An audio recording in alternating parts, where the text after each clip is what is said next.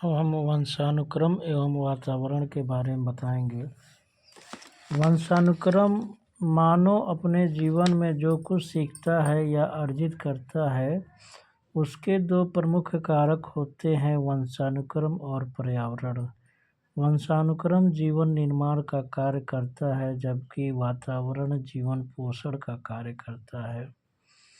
वंशानुक्रम बालक का रंग, रूप, आकृति तथा शारीरिक संरचना वंशानुक्रम द्वारा निर्धारित होती है। इसलिए वंशानुक्रम को वंश परंपरा, पैतृकता, आनुवंशिकता आदि नाम दिया जाता है। वंशानुक्रम व्यक्ति की जन्मजात विशेषताओं का पूर्ण योग होता है। वुडवर्थ के अनुसार वंशानुक्रम में वे सभी बातें आती हैं जो जैविक रूप से माता पिता द्वारा हस्तांतरित किया जाता है। जेम्स डेवर, माता पिता की शारीरिक और मानसिक विशेषताएं जो उनके संतानों में पाई जाती हैं वंशानुक्रम कहलाती हैं। वंशानुक्रम के सिद्धांत।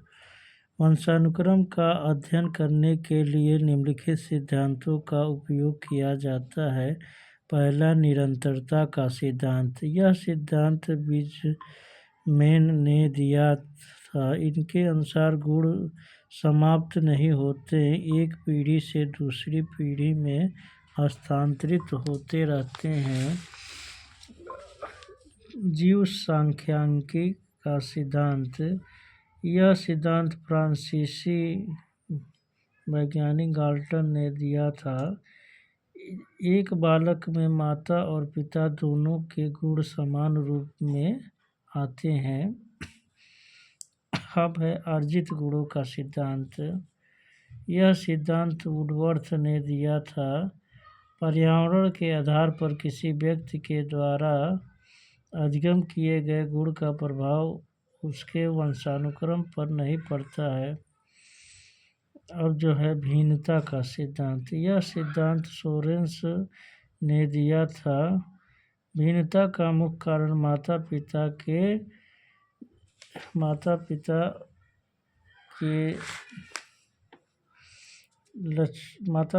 के रहन स्वभाव में अंतर है तथा जनन कोष की विशिष्टता है, जबकि व्यवहार में भिन्नता परिस्थिति परक होता है। अब है प्रत्यागमन का सिद्धांत। विपरीत गुणों का उत्पन्न होना प्रत्यागमन कहलाता है।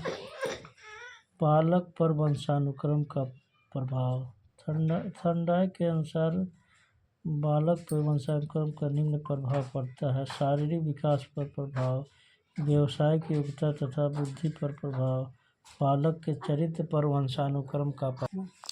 पर्यावरण का प्रभाव। पर्यावरण वह तत्व है जो व्यक्ति के पैतृक गुणों को छोड़कर समस्त कारक को प्रभावित करती है। वातावरण में तत्वों का समूह सम्मिलित होता है जो विकास को सर्वाधिक प्रभावित करती है। वातावरण मुख्यतः दो प्रकार के होते हैं, आंतरिक वातावरण, बाह्य वातावरण। पहला, आंतरिक वातावरण। यह अवस्था गर्भावस्था कहलाती है। इस अवस्था में बालक के ऊपर माता के व्यवहार का प्रभाव पड़ता है। यह आंतरिक संरचना और प्रक्रिया की अवस्था होती है, इसलिए इसे अंतःकोशीय अवस्था भी कहते हैं। गर्भकालीन अवस्था में दवाओं के अतिरिक्त उपयोग के कारण बालक में विकृति उत्पन्न हो जाती है तथा मादक पदार्थ का उपयोग करने वाली महिलाओं को गर्भस्थ शिशु का विकास रुक जाता है। बाह्य वातावरण। बाह्य वातावरण जन्म के बाद ही स्थितियों से है। इसे भौतिक पर्यावरण, सामाजिक पर्यावरण, आर्थिक पर्यावरण एवं सांस्कृतिक पर्यावरण इसमें सम्मिलित होता है।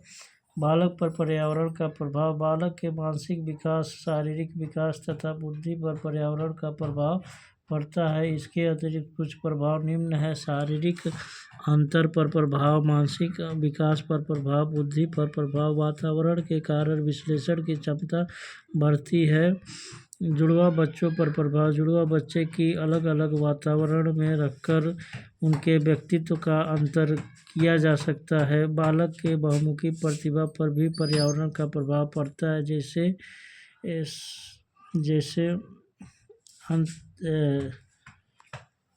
बालक के गुणों में विकास होता है।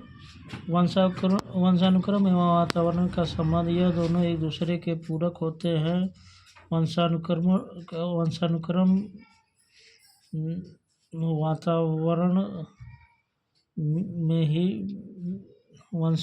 का विकास वातावरण में ही होता है, इसलिए वंशानुक्रम को बीज तथा वातावरण को खेत की संज्ञा दी जाती है। बाल्यावस्था में समूह बनाने की प्रवृत्ति, जबकि किशोरावस्था में मित्र बनाने की प्रवृत्ति अधिक होती है।